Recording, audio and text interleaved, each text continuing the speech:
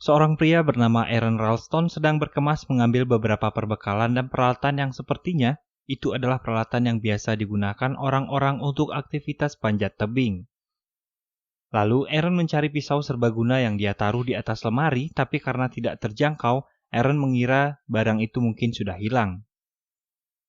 Kemudian Aaron berangkat seorang diri menggunakan mobilnya keluar dari hiruk-pikuk perkotaan menuju ke sebuah lembah bernama Blue John Canyon. Aaron berniat menghabiskan weekendnya dengan menikmati suasana alam dengan bersepeda dan sedikit aktivitas panjat tebing. Sembari mengendarai mobil, terlihat sesekali Aaron merekam kegiatannya selama di perjalanan. Karena hari masih gelap, lalu Aaron memutuskan untuk beristirahat di dalam mobilnya.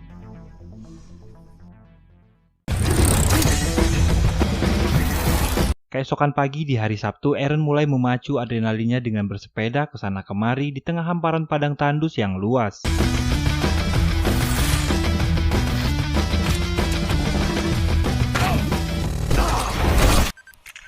Sambil sesekali mendokumentasikan kegiatannya tersebut. Dirasa cukup, kemudian Aaron memutuskan untuk menyimpan sepedanya dan berjalan perlahan menyusuri tebing-tebing di perbukitan. Hingga kemudian Aaron bertemu dua orang backpacker wanita yang sedang tersesat bernama Christy dan Megan. Aaron menghampiri kedua wanita tersebut dan berbaik hati menawarkan diri mengantar Megan dan Christy ke tempat yang akan mereka tuju, tempat yang bernama Dome. Bagi Aaron, lembah ini bagaikan taman bermain dan dia sangat tahu sekali setiap sudut di lembah ini. Walaupun sempat ragu, tapi setelah berkenalan akhirnya Megan, Christy, dan Aaron berangkat keluar dari lembah itu. Di perjalanan, Aaron menawarkan untuk mencoba jalur alternatif yang biasa ia lalui dan tak banyak orang yang tahu. Mereka menyusuri celah tebing dengan perlahan, hingga tiba-tiba Aaron terperosok jatuh ke dalam celah itu. Megan dan Christy panik melihat Aaron jatuh. Hingga tak lama terdengar nyanyian Aaron dari bawah. Ternyata di bawah celah itu ada sebuah danau kecil dengan air yang jernih dan sangat indah. Akhirnya, Megan dan Christy memberanikan diri melepaskan pegangan dan terjun di sela-sela tebing itu. Mereka sangat menikmati sensasi terjun dari ketinggian hingga mengulanginya beberapa kali.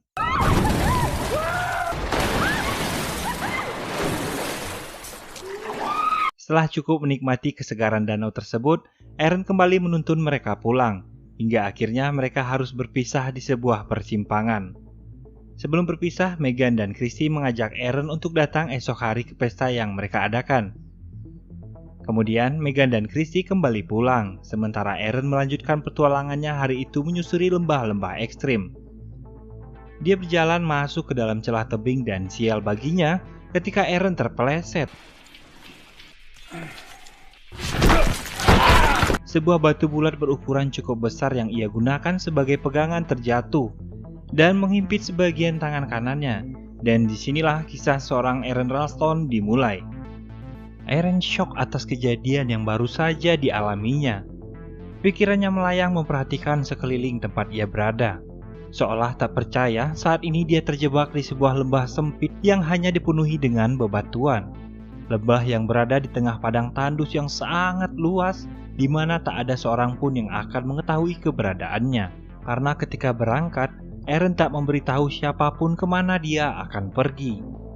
Aaron mencoba menarik tangannya sekuat tenaga, berkali-kali dia mencoba tapi tidak berdampak apa-apa. Kemudian sekuat tenaga dia mencoba mengangkat batu yang menjepit tangannya.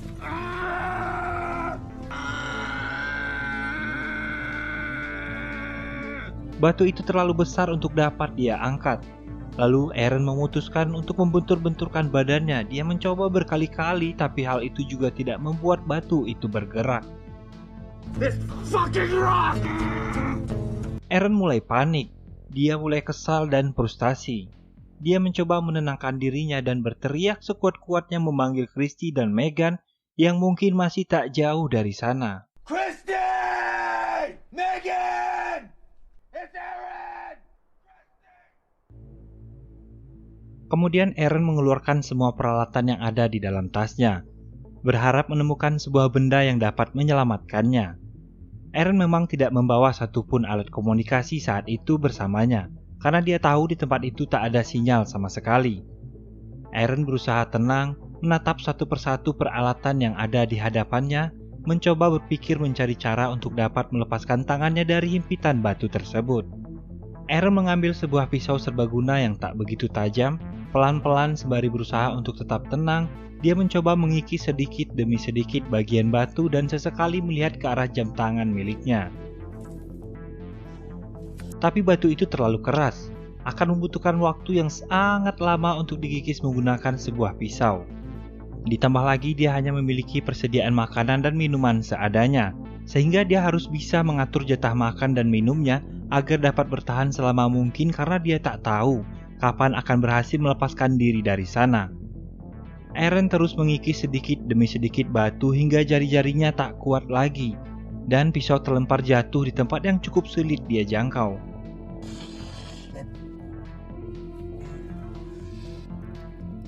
Menggunakan sebatang kayu yang dijepitkan di kakinya, setelah beberapa kali percobaan akhirnya dia berhasil mendapatkan kembali pisau tersebut.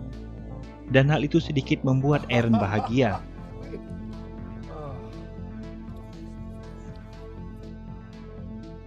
Berjam-jam telah berlalu, Eren terus mengikis sembari menghemat perbekalan air yang dibawanya.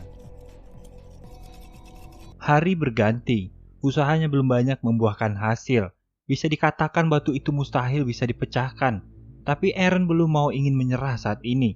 Eren mencoba membuat katrol dengan mengikatkan tali pada sebuah batu agar batu yang menimpa lengannya dapat diangkat menggunakan tali tersebut. Karena kelelahan, Eren pun tertidur. Ketika terbangun, dia teringat dengan sosok ayahnya, di mana ketika kecil ayahnya sering membawa Eren ke lembah itu.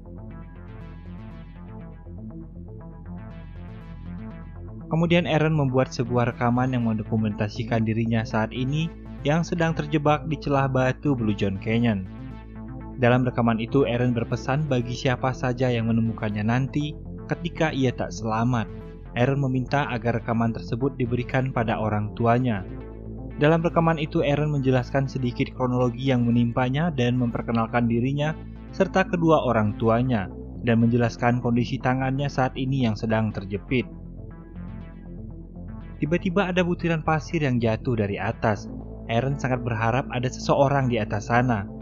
Dengan sisa-sisa tenaga yang dia miliki, Eren mencoba berteriak sekencang-kencangnya untuk meminta pertolongan.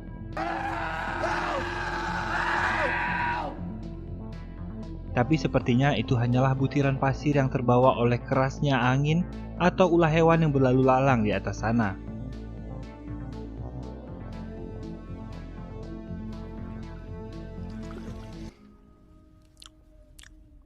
Pagi hari, di hari Senin hari ketiga, Eren kembali memperkuat tali yang kemarin sudah dia ikat ke batu untuk mengangkat batu yang menimpa lengannya. Dan setelah staminanya dirasa cukup kuat, dia pun mulai mengangkat dengan sekuat tenaga. Namun usaha ini sia-sia, batu tersebut tidak dapat diangkat sama sekali. Setelah kelelahan, dia teringat minuman yang ada di mobilnya. Eren merasa sangat kehausan, membayangkan betapa segarnya jika ada sebotol minuman dingin yang dapat dia minum saat ini. Tapi apa daya, dia hanya memiliki sedikit air yang tersisa yang harus dia hemat selama mungkin. Akhirnya Eren terpaksa mengantongi air kencingnya sendiri untuk disimpan dan akan dia minum dalam keadaan darurat. Kemudian Eren melihat ke arah tangannya yang sudah tidak dapat digerakkan dan berpikir salah satu cara yang dapat mengeluarkannya dari tempat itu adalah dengan mengorbankan tangan kanannya. Dengan kata lain, Eren harus memotong tangannya itu, dan dia pun mencoba melakukannya. Namun sayang, pisau yang dia bawa sangat kecil dan tumpul. Tiba-tiba hujan turun dan Eren harus menghadapi badai dan air hujan yang semakin lama membanjiri celah tersebut dan hampir menenggelamkannya. Kemudian dia berusaha menyelam ke bawah dan dengan sekuat tenaga mencoba melepaskan lengannya dari batu besar itu. Tak disangka tangan Eren berhasil terlepas. Kemudian dia segera keluar dari sana, berlari mendekati mobil dan keluar dari tempat tersebut. Dia melaju mobilnya di tengah hujan deras menuju rumah seorang wanita yang tak lain adalah istrinya yang sudah lama tidak dia temui. Di mana dulu mereka bertengkar hebat sehingga sejak saat itu mereka tak pernah bertemu lagi. Ternyata itu hanyalah sebuah mimpi dan Eren masih terjepit di lembah tersebut.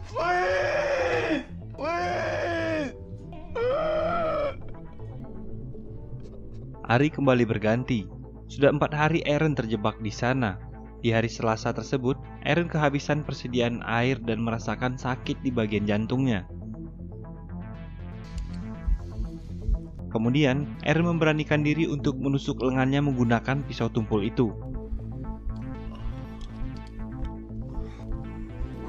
Saking laparnya, dia sampai mencicipi darahnya sendiri. Dan di keesokan harinya, tepat di hari Rabu, hari kelima semenjak Eren terjebak di lembah itu, Eren yang sudah kehabisan air terpaksa meminum air kencing yang telah dia simpan sebelumnya. Di hari tersebut dia mengukir hari dan tanggal kematiannya. Eren sudah membayangkan kematiannya pada hari itu. Pada detik-detik terlemah dalam hidupnya, Eren membayangkan kehadiran orang-orang yang menyayanginya, orang-orang yang selama ini dia abaikan, berkumpul bersama orang-orang terkasih yang sudah lama tidak dia temui.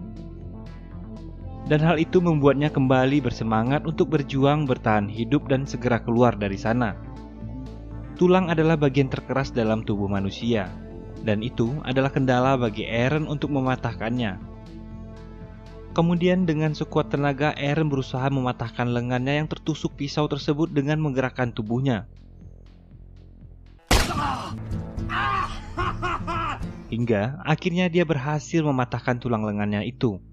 Eren sudah muak berada di lembah itu dan dia sudah tidak tahan. Selanjutnya, Eren harus memotong daging lengannya dengan pisau yang kecil, yang kita tahu pisau itu pun sudah tak tajam sama sekali. Tapi operasi pemutusan lengan itu harus tetap dia lakukan.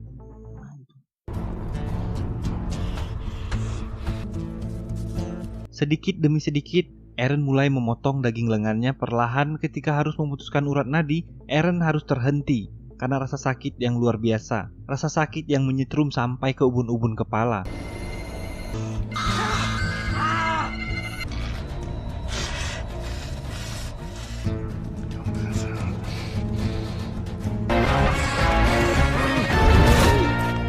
Pada akhirnya, Eren berhasil memutuskan lengannya dan harus secepat mungkin keluar dari sana sebelum kehabisan darah.